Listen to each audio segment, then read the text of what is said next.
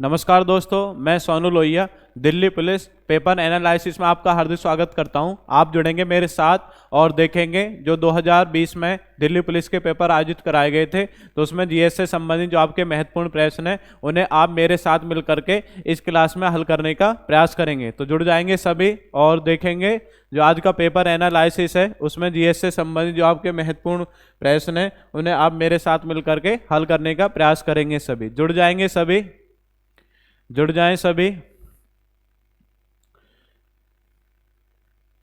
जुड़ जाएं सभी। जी, आज का प्रथम क्वेश्चन आपके सामने है कि प्रसिद्ध शास्त्रीय नृत्यांगना शोभना नारायण किस नृत्य शैली से संबंधित है। आपको बताना है शोभना नारायण किस नृत्य शैली से संबंधित है। कुचिपुड़ी, कथकली, भारतनाट्यम या कथक, इनमें से आपको बताना है शोभना नारायण किस नृत्य शैली से संबंधित है। नृत्य आपको दे रखे हैं, नृत्य तो आपको याद रखने नृत्य। कुचिपुड़ी कहाँ पे होता है? कुचिपुड़ी कौन से राज्य में किया जाता है? आंध्र प्रदेश में। कहाँ पे किया जाता है? आंध्र प्रदेश में किया जाता है। कथकली कहाँ पे होता है? कथकली आपका होता है केरल में। भारतनाट्यम कहाँ पे होता है? भारतनाट्यम होता है आपका तमिलनाडु में। कहाँ पे होता है? तमिलनाडु में। नेक्स्ट कथक कहाँ पे होता है? कथक उत्तर भारत में, या आप कह सकते हैं विशेष तौर पे कौन से राज्य में हो? उत्तर प्रदेश में। क्लियर हो गया? उत्तर प्रदेश में होता है। अब शोभना नारायण आपसे पूछा है कि शोभना नारायण कौन से नृत्य से जुड़ी हुई है, तो शोभना नारायण आप याद रखें कौन से नृत्य से संबंधित है? कथक से। किससे हैं? कथक से। कथक के अन्य कलाकार भी आप याद रखेंगे, जैसे आपसे पूछा जाता है कि पंडित बिरजू महाराज, आप याद रखेंगे पंडित बिरजू महाराज कौन से नृत्य से संबंधित है? पंडित बिरजू महाराज, तो याद रखेंगे पंडित बिरजू महाराज कौन से नृत्य से संबंधित है? कथक से। आपसे पूछा जाएगा जी पंडित लच्छू महाराज, कौन आपके? पंडित लच्छू महाराज, ये किससे संबंधित है? ये भी कथक से संबंधित है। आपसे पूछा जाएगा सितारा देवी, क्या नाम है? सितारा देवी। सितारा देवी कौन से नृत्य से संबंधित है? सितारा देवी भी आप याद रखेंगे कौन से नृत्य से संबंधित है? कथक या कथक इसको आप कहते हैं। बिरजू महाराज, लच्छू महाराज, सितारा देवी, शोभना नारायण, ये सब किस नृत्य से जुड़े हुए? कथक से। और ये कहाँ पे होता है? उत्तर प्रदेश राज्य या उत्तर भारत में किया जाता है। क्लियर हुआ? आगे बढ़ेंगे। नेक्स्ट क्वेश्चन, प्रधानमंत्री सुरक्षा बीमा योजना PMSBI के तहत आकस्मिक मृत्यु यानी अचानक मृत्यु अगर हो जाती है तो कितने बीमा राशि उपलब्ध आपको कराई जाएगी? 3 लाख रुपए, 4 लाख रुपए, 2 लाख रुपए, 1 लाख रुपए। आपको बताना है कि कितनी राशि आपको उपलब्ध कराई जाएगी। बताएंगे सभी। PMSBI योजना के तहत तो आपको बताना है कि अगर अचानक मृत्यु हो जाती है कि तो कितनी राशि आप उपलब्ध कराएंगे। तो इसमें आप ध्यान रखेंगे इसके लिए कितनी राशि होगी? इसके लिए होगी आपकी 2 लाख रुपए। कितनी होगी? 2 लाख रुपए।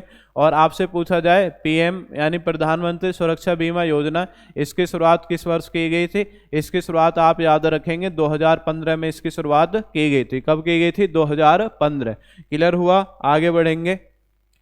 नेक्स्ट, आत्मकथा प्लेइंग इट माई वे, क्या है? आत्मकथा प्लेइंग इट माई वे के लेखक कौन है? बताएंगे सभी। प्लेइंग इट माई वे के लेखक कौन है? सचिन तेंदुलकर, लिएंडर पेस, महेश भूपति या कपिल देव, इनमें से आपको बताना है। Playing it my way, playing it my way, ये किसकी आत्मकथा है? ये आत्मकथा किसके? सचिन तेंदुलकर की। किसकी आत्मकथा है? सचिन तेंदुलकर की। आत्मकथा को हम किस नाम से जानते हैं? आप याद रखें प्लेइंग इट माई वे। एक याद रखें कपिल देव की, क्या है? तो आप पढ़ते हैं the straight from the heart. क्या है? The straight from the heart. ये आपकी किसकी है? The straight from the heart. तो ये आत्मकथा आप याद रखेंगे, ये किसकी? आपकी, ये है आपकी कपिल देव की आत्मकथा। किसकी है? कपिल देव की आत्मकथा the straight from the heart. तो याद रखेंगे ये कपिल देव की आपकी आत्मकथा है। क्लियर हो गया जी? आगे बढ़ेंगे। नेक्स्ट क्वेश्चन देखेंगे। निम्नलिखित में से कौन भारत के सर्वोच्च नागरिक पुरस्कार सम्मान भारत रत्न से सम्मानित होने वाले पहले गायक थे? आपको बताना है कि पहले गायक कौन थे? भीमसेन जोशी, लता मंगेशकर, MS सुब्बालक्ष्मी, बॉम्बे जयश्री। आपको बताना है। तो आपसे पूछा जाता है भारत रत्न पुरस्कार कौन सा पुरस्कार है? भारत का सर्वोच्च नागरिक सम्मान है, नाम क्या है? भारत रत्न पुरस्कार। तो भारत रत्न पुरस्कार की स्थापना किस वर्ष हुई थी?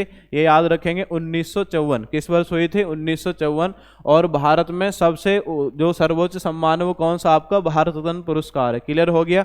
उसके बाद आप याद रखेंगे ये आपका किन 3 व्यक्तियों को दिया गया सबसे पहले? तो इसमें आप याद रखेंगे किस किस को दिया गया था? C राजगोपालाचारी। किसको दिया गया, किन 3 व्यक्ति को पहली बार दिया गया, श्री राजगोपालचारी, ये याद रखेंगे। एक आप याद रखेंगे जी, कौन है, सर्वपल्ली राधाकृष्णन। कौन है आपके, सर्वपल्ली राधाकृष्णन। कौन है आपके, सर्वपल्ली राधाकृष्णन, इनको आपका दिया गया। और एक कौन आपके, सीवी रमन। तो आप याद रखेंगे पहली बार कितने व्यक्तियों को दिया गया, 3 व्यक्तियों को, और तीनों व्यक्तियों के नाम आप याद रखेंगे। क्या क्या नाम है आपके, श्री राजगोपालचारी, सर्वपल्ली राधाकृष्णन और कौन आपके, सीवी रमन। क्लियर हो गया। अब यहाँ से आपसे पूछा है क्वेश्चन कि पुरस्कार पहले गायक आपके कौन थे, तो आपको याद रखना है। तो इसमें आप याद रखेंगे जो एम.एस. सुब्बालक्ष्मी है, इन्हें आपका 1998 में मिला था। भीमसेन जोशी को 2009 में आपका मिला था, और लता मंगेशकर को मिला था 2001 में मिला था। इन्हें कोई आपका भारत रत्न पुरस्कार नहीं मिला। तो अब वर्ष देख लेंगे, वर्ष किसका है, एम.एस. सुब्बालक्ष्मी। ठीक है, तो ये आपके जो कर्नाटक है, कर्नाटक शास्त्रीय, ठीक है, कर्नाटक शास्त्रीय गायिका है ये, कर्नाटक शास्त्रीय गायिका। तो आप याद रखेंगे कर्नाटक शास्त्रीय गायिका, और इनका नाम क्या है, एम.एस. सुब्बालक्ष्मी। एक और क्वेश्चन आता है, गीतों की रानी किसे कहा जाता है, गीतों की रानी। तो गीतों की रानी अगर आपसे पूछा जा रहा है तो किसे कहा जाता है, एम.एस. सुब्बालक्ष्मी को कहा जाता है। क्लियर हो गया। नेक्स्ट आगे अगर आपसे पूछा जाए, इसी में जो आपसे पूछा जाएगा, ये लता है, ठीक है, तता हो रहा है, लता है। नेक्स्ट है, स्वर कोकिला किसे कहा जाता है, क्या है, स्वर कोकिला। स्वर कोकिला किसे कहा जाता है, तो स्वर कोकिला आप याद रखेंगे किसे कहा जाता है, लता मंगेशकर को कहा जाता है। क्लियर हो गया। भीमसेन जोशी को किस वर्ष मिला था, 2009। और आपसे पूछा जाए जो आपका भारत रत्न पुरस्कार है, भारत रत्न पुरस्कार प्राप्त करने वाले प्रथम, आपसे पूछा जाए प्रथम अभिनेता कौन थे, तो प्रथम अभिनेता आप याद रखें एम.जी. रामचंद्रन। और एम.जी. रामचंद्रन को किस वर्ष मिला था, 1988। इस क्वेश्चन को भी आप याद रखेंगे कि आपसे पूछा जाए कि प्रथम गायिका अगर आपसे पूछ रहा है, एम.एस. सुब्बालक्ष्मी, कर्नाटक शास्त्रीय गायिका हैं, गीतों की रानी इन्हें बोलते हैं, और इन्हें आपका किस वर्ष मिला था, इन्हें मिला था 1998 में। नेक्स्ट उसके बाद है आप पढ़ेंगे जी, उसके बाद आपने पढ़ा है कि पहले आपके जो पहले जो अभिनेता कौन थे, एम.जी. रामचंद्रन, जो भारत रत्न से सम्मानित किए गए, और किस वर्ष मिला, 1988 में इनको आपका मिला था। सबसे पहले 3 व्यक्तियों को मिला था, श्री राजगोपालचारी को दिया गया, सर्वपल्ली राधाकृष्णन को दिया गया, सीवी रमन को दिया गया। क्लियर हो गया। तो इसमें कोई राशि आपके प्रदान नहीं की जाती, पीपल का पत्ता होता है, उस पर भारत रत्न लिखा होता है, सत्यमेव जयते लिखा होता है। तो ये आपके एक सम्मान के तौर पे भारत का सर्वोच्च सम्मान माना जाता है, भारत रत्न पुरस्कार। क्लियर हो गया। आगे बढ़ेंगे, नेक्स्ट क्वेश्चन देखेंगे जी। निम्नलिखित में से कौन overdraft saving the Indian saver पुस्तक के लेखक हैं, आपको बताएं, आर.सी. भार्गव, C.V.A. पट्टाभी, ये थोड़ा यहाँ पे गलत लिखा हुआ है, C.A.V.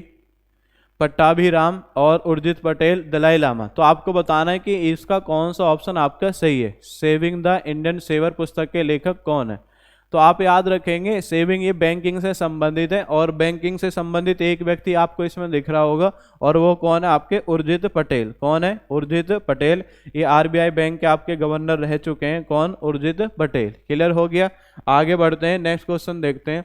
निम्नलिखित में से किसे वर्ष 1897 में ब्रिटिश अधिकारियों वार्ड चार्ल्स रैंड और चार्ल्स आइट की हत्या के लिए फांसी दी गई थी। तो इनमें से आपको बताना है, चापेकर भाइयों को, राम प्रसाद बिस्मिल, अशफाक उल्लाह खां को, भगत सिंह और राजगुरु को, मंगल पांडे को। इनमें से आपको बताएंगे सभी, बताएं सभी। तो इसमें आप याद रखेंगे चापेकर बंधुओं को इसमें फांसी आपकी दी गई थी। क्लियर हो गया, किसको, चापेकर बंधुओं को आपको फांसी दी गई थी। नेक्स्ट आगे बढ़ेंगे।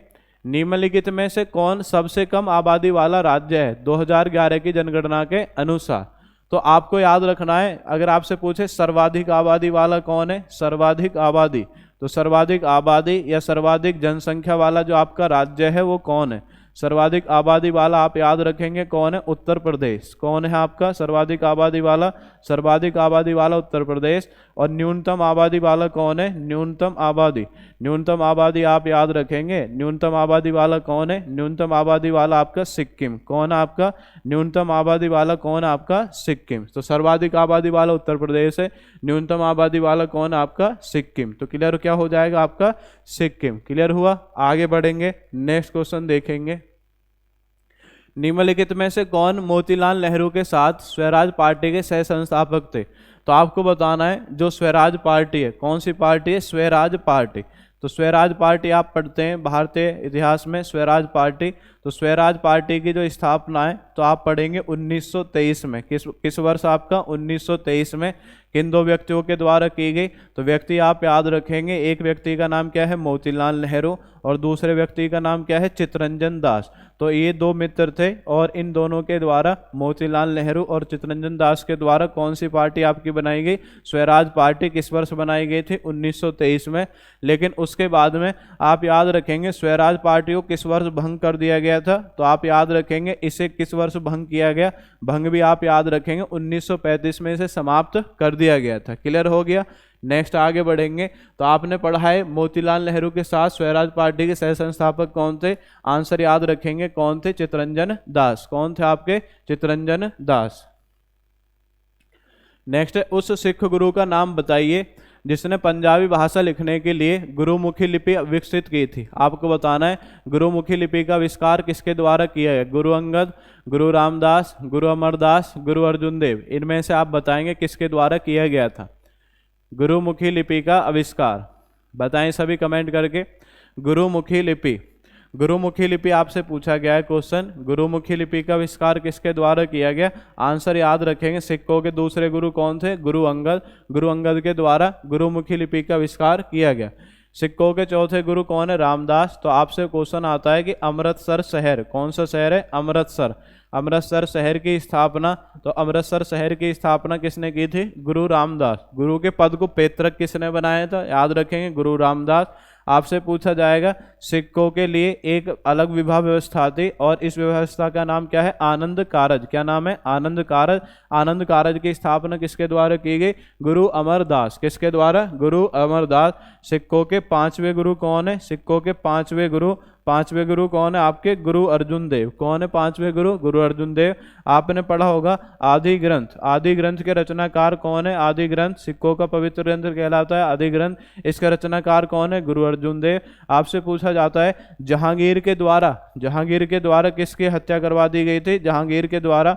तो जहांगीर के द्वारा आप याद रखेंगे सिख धर्म के पांचवें गुरु थे, इनकी हत्या करवा दी गई थी। जबकि आप याद रखेंगे सिख धर्म के जो 9वें गुरु थे, 9वें गुरु कौन थे आपके? तेग बहादुर। कौन थे आपके? तेग बहादुर।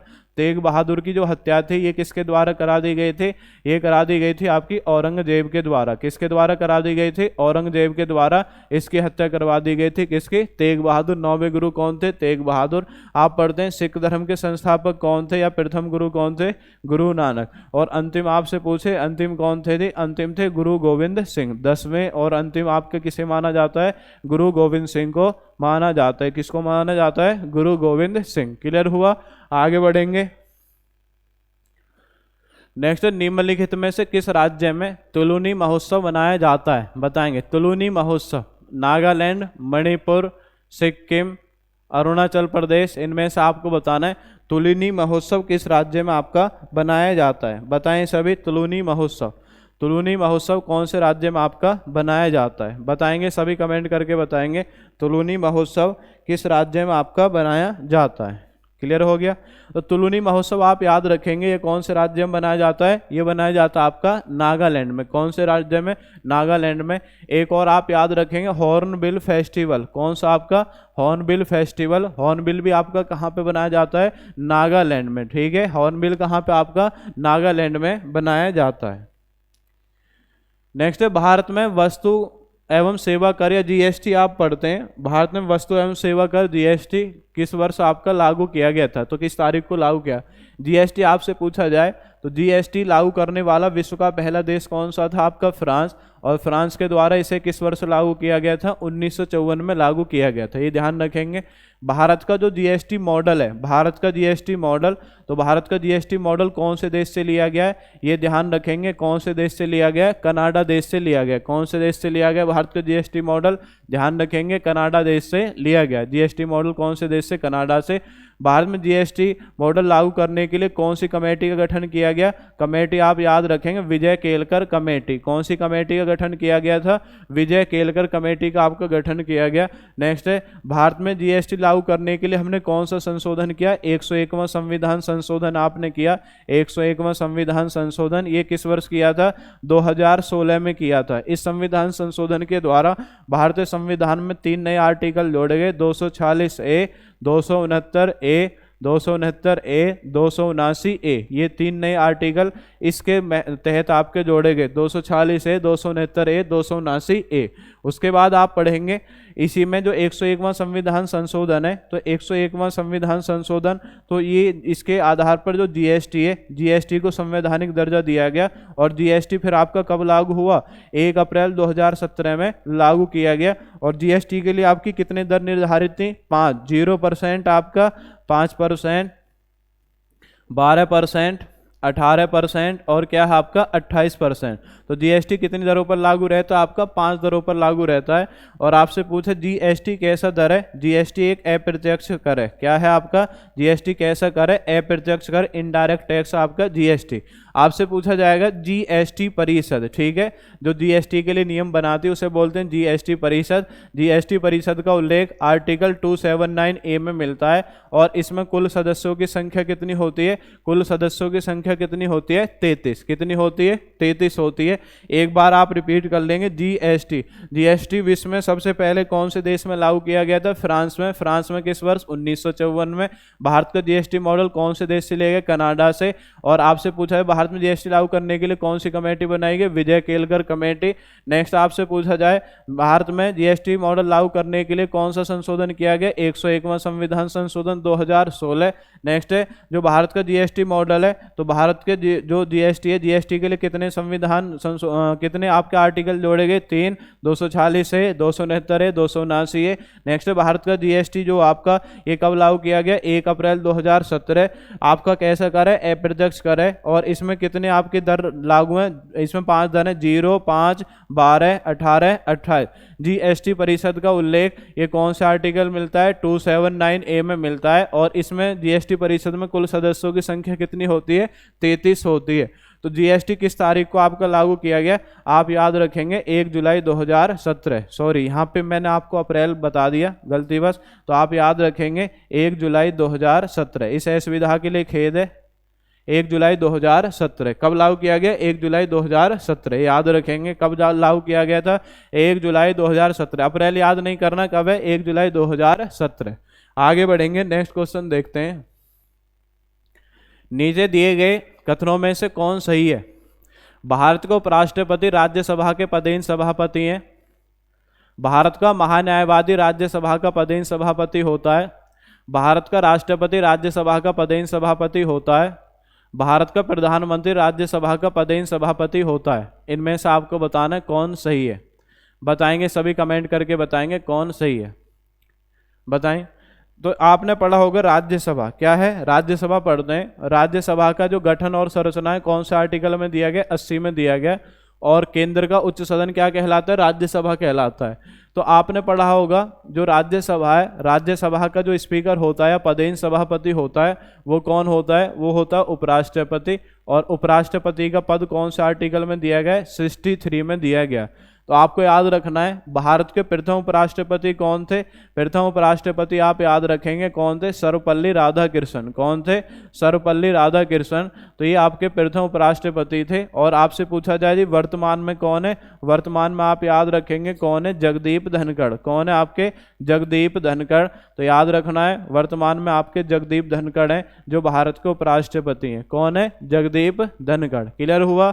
आगे बढ़ेंगे, नेक्स्ट क्वेश्चन देखेंगे। नेक्स्ट क्वेश्चन आपका क्या है? तो इसका आंसर क्या हो जाएगा? ऑप्शन ए, भारत के उपराष्ट्रपति राज्यसभा के क्या होते हैं? आपके पदेन सभापति होते हैं।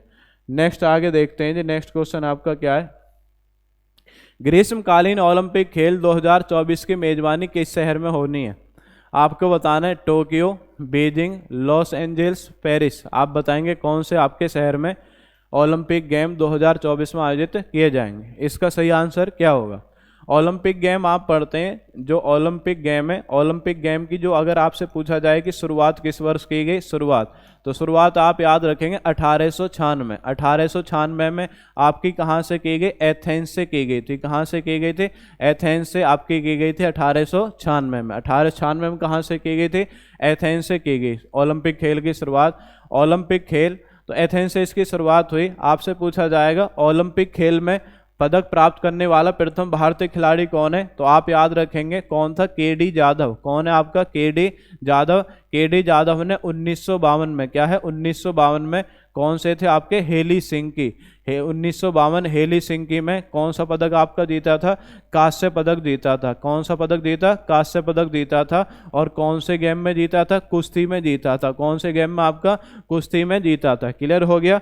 तो प्रथम भारतीय खिलाड़ी कौन है, के.डी. जाधव। और आप याद रखेंगे इसी में प्रथम भारतीय महिला खिलाड़ी, प्रथम भारतीय महिला, भारतीय महिला अगर आपसे पूछ रहा है तो भारतीय महिला आप याद रखेंगे कौन है, कर्णम मल्लेश्वरी। कौन है, कर्णम मल्लेश्वरी। कर्णम मल्लेश्वरी आप याद रखेंगे। कर्णम मल्लेश्वरी ने आपका वर्ष 2000 का सिडनी ओलंपिक हुआ था, वर्ष 2000 का सिडनी ओलंपिक। तो इसमें क्या है, वेट लिफ्टिंग या भारोत्तोलन आप पढ़ते हैं, इसमें कौन सा पदक जीता था, कांस्य पदक आपका जीता था। तो आपसे पूछा जाए कि ओलंपिक में पदक प्राप्त करने वाला प्रथम भारतीय खिलाड़ी कौन है, के.डी. जाधव, खुशाबा दादा साहेब जाधव। 1952 में हेली सिंह की आपका जीता इन्होंने कांस्य पदक। और कौन से खेल में, कुश्ती में इन्होंने आपका जीता था। आपसे पूछा जाएगा भारतीय महिला खिलाड़ी कौन है, कर्णम मल्लेश्वरी, 2000 सिडनी में इन्होंने जीता। कौन सा पदक जीता था आपका, कांस्य पदक जीता था। क्लियर हो गया। ओलंपिक खेल, ओलंपिक खेल अब 2024 आप याद रखेंगे, 2024 अगर आपसे पूछा जाए कि स्वर्ण पदक प्राप्त करने वाला प्रथम भारतीय खिलाड़ी कौन है, इसे आप याद रखेंगे, नाम क्या है, अभिनव बिंद्रा। प्रथम स्वर्ण पदक प्राप्त करने वाला प्रथम भारतीय खिलाड़ी कौन है, अभिनव बिंद्रा। अभिनव बिंद्रा ने 2008 का कहां पर हुआ था, बीजिंग में। ठीक है, बीजिंग चीन में हुआ था। तो यहाँ पे आपका निशानेबाजी में या शूटिंग में कौन सा पदक आपका जीता था, स्वर्ण पदक इन्होंने जीता था। और कौन से गेम में आपका, निशानेबाजी में जीता था। क्लियर हो गया, निशानेबाजी में। ये आपके फैक्ट वाले क्वेश्चन है, ज्यादातर आते हैं ओलंपिक से। क्लियर हो गया। अब ओलंपिक 2024 आप याद रखेंगे पेरिस, और पेरिस आपका कहां पर है, फ्रांस। पेरिस फ्रांस में आपके आयोजित किए जाएंगे। क्लियर हुआ। आगे बढ़ते हैं जी। निम्नलिखित में से किस टीम ने Indian premier league IPL cricket tournament का उद्घाटन संस्करण सीजन जीता था, तो आपको बताना है IPL 2008 में आपका शुरू हुआ और उसका जो आपका पहला खिताब है वो किस टीम ने जीता था। Mumbai Indians, Delhi Daredevils, Rajasthan Royals, Chennai super king, इनमें से आपको बताना है। तो ये आपका किसने जीता था, ये जीता था आपका राजस्थान रॉयल्स ने। किसने जीता था, राजस्थान रॉयल्स ने ये खिताब आपका जीता था। क्लियर हो गया, राजस्थान रॉयल्स। नेक्स्ट, निम्नलिखित में से कौन ऊर्जा की SI इकाई है। SI पढ़ाना आपको, SI। ठीक है, SI इकाई है।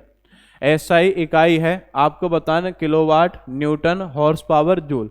तो ऊर्जा की जो आपकी SI इकाई है वो कौन सी होगी, वो आप याद रखेंगे, वो इकाई कौन सी होगी आपके, जूल। हॉर्स पावर क्या है, शक्ति को ही एक मापने का मात्रक है हॉर्स पावर। और एक हॉर्स पावर बराबर कितना वाट होता है, 740 वाट। कितना होता है, एक हॉर्स पावर बराबर 740 वाट होता है। आप पढ़ते हैं जो बल है, बल का मात्रक क्या है, बल का मात्रक क्या है, न्यूटन। और ये वाट जो है या किलोवाट या वाट, ये किसका मात्रक है, ये मात्रक आपका शक्ति का। किसका मात्रक है, शक्ति का मात्रक क्या है, किलोवाट। क्लियर हुआ। आगे बढ़ेंगे, नेक्स्ट क्वेश्चन देखेंगे। नेक्स्ट है, संक्षेपण जल चक्र की प्रक्रियाओं में से एक है, तो संघनन के बारे में निम्नलिखित में से कौन सा कथन सत्य है, बताएंगे सभी। ठोस अवस्था को तरल अवस्था में स्थानांतरित किया जाता है, वाष्प अवस्था को तरल अवस्था में स्थानांतरित किया जाता है, द्रव अवस्था को ठोस अवस्था में स्थानांतरित किया जाता है, या वाष्प अवस्था को ठोस अवस्था में स्थानांतरित किया जाता है। आपको बताना है कि संघनन क्या है। संघनन के बारे में आपको बताना है, संघनन आपका क्या है, बताएंगे सभी कमेंट करके।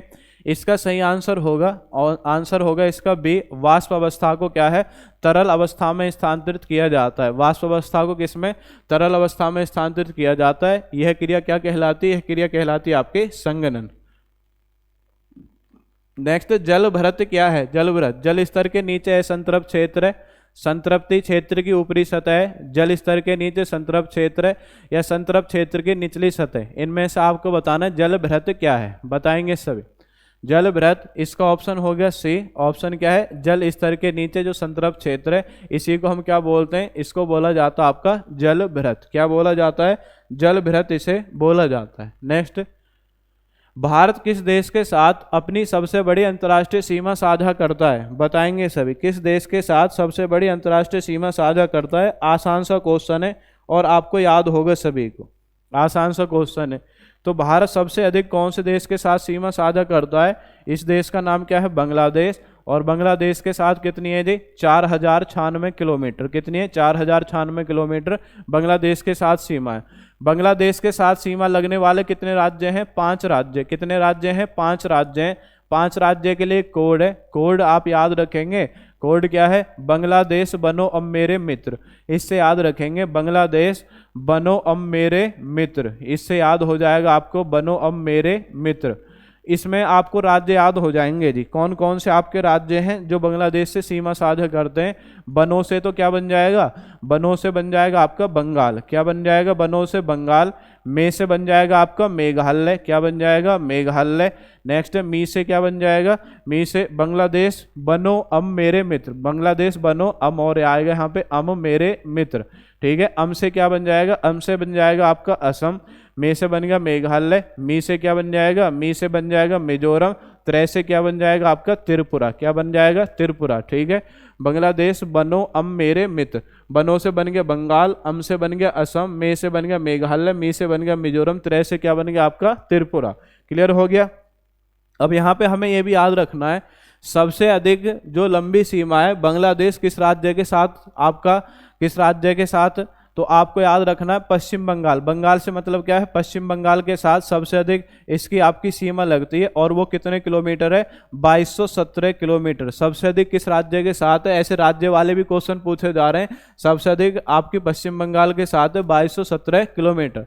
और सबसे कम अगर आपसे पूछे, सबसे कम आपके असम के साथ है। असम के साथ कितनी, 262 किलोमीटर। असम के साथ कितनी आपके 262 किलोमीटर। कितनी है बताओ, 262 किलोमीटर असम राज्य के आपके साथ है। बांग्लादेश बनो मेरे मित्र, तो आपने पढ़ लिया सबसे अधिक बांग्लादेश के साथ लगती है। बांग्लादेश में भी आप याद रखें कौन से राज्य के साथ सबसे ज्यादा, बंगाल के साथ 2217 किलोमीटर। और सबसे कम किसके साथ है, असम के साथ 262 किलोमीटर। इतना भी ध्यान रखेंगे। क्लियर हो गया। आपसे पूछा जाता है 3 बीघा गलियारा क्या है, 3 बीघा गलियारा। 3 बीघा गलियारा किन दो देशों के बीच विवादित है, तो 3 बीघा गलियारा आप याद रखेंगे, ये किन दो देशों के बीच है, भारत और बांग्लादेश के बीच विवादित क्षेत्र कौन सा है, 3 बीघा गलियारा। ये भी ध्यान रखना है, 3 बीघा गलियारा भारत और बांग्लादेश के बीच विवादित है। आपसे पूछा जाता है जो गंगा नदी है, कौन सी नदी है, गंगा नदी। गंगा नदी को बांग्लादेश में किस नाम से जाना जाता है, पद्मा के नाम से जाना जाता है। और गंगा प्लस ब्रह्मपुत्र क्या है, गंगा प्लस ब्रह्मपुत्र, इसकी जो संयुक्त धारा है इसे किस नाम से जाना जाता है, इसे जाना जाता है मेघना के नाम से। किस नाम से जानते हैं, मेघना के नाम से इसे जाना जाता है। क्लियर हो गया। अगर आपको पेपर एनालिसिस अच्छा लग रहा हो तो एक बार आप लाइक जरूर करेंगे, सभी लाइक करेंगे, एक बार सभी लाइक कर देंगे। अगर आपको पेपर एनालिसिस अच्छा लग रहा हो सभी लाइक करेंगे जी। आगे बढ़ते हैं, नेक्स्ट क्वेश्चन देखेंगे। नेक्स्ट क्वेश्चन क्या है, नेक्स्ट है लोक चित्रकला की पट्टा चित्रा शैली पेंटिंग निम्नलिखित में से किस राज्य से संबंधित है, महाराष्ट्र, गुजरात, बिहार, उड़ीसा। आपको बताना है लोक चित्रकला की पट्टा चित्रा शैली पेंटिंग निम्नलिखित में से किस राज्य से संबंधित है, महाराष्ट्र, गुजरात, बिहार, उड़ीसा। इनमें से आप बताएंगे किस राज्य से संबंधित। इसका सही आंसर होगा, इसका सही आंसर होगा आपका उड़ीसा। सही आंसर क्या है इसका, उड़ीसा राज्य इसका सही आंसर है। कौन सा आपका, उड़ीसा। नेक्स्ट लास्ट क्वेश्चन आज के पेपर एनालिसिस का लास्ट क्वेश्चन, निम्नलिखित में से किस राज्य में सबसे अधिक विधानसभा क्षेत्र है। तो आपको बताना है सबसे अधिक विधानसभा क्षेत्र किस राज्य में। तो आपको याद रखेंगे सर्वाधिक विधानसभा वाले जो आपके राज्य हैं उनको ध्यान रखना है। तो सबसे ज़्यादा आप पढ़ते हैं यूपी में। यूपी में विधानसभा की सीट कितनी है, 403। उसके बाद आप पढ़ेंगे वेस्ट बंगाल यानी पश्चिम बंगाल में कितनी आपकी, 294। उसके बाद आप पढ़ेंगे महाराष्ट्र। महाराष्ट्र में कितनी है जी 288। और उसके बाद आप पढ़ते हैं जी बिहार, बिहार में कितनी है 243। कितनी है 243।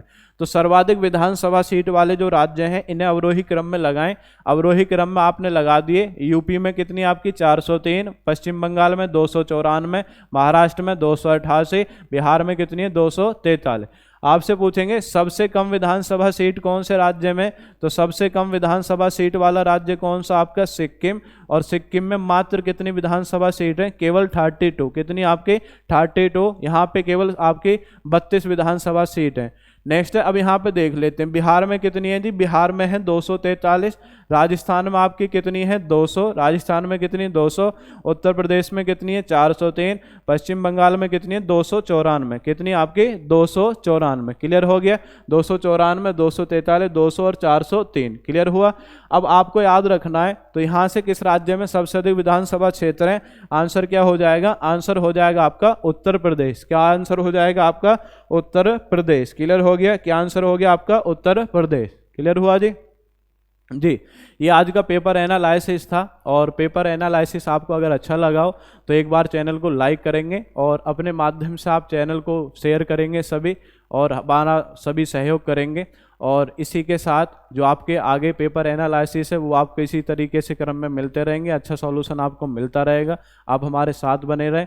इसी के साथ मैं आपसे विदाई लेता हूँ। धन्यवाद। जय हिंद, जय भारत।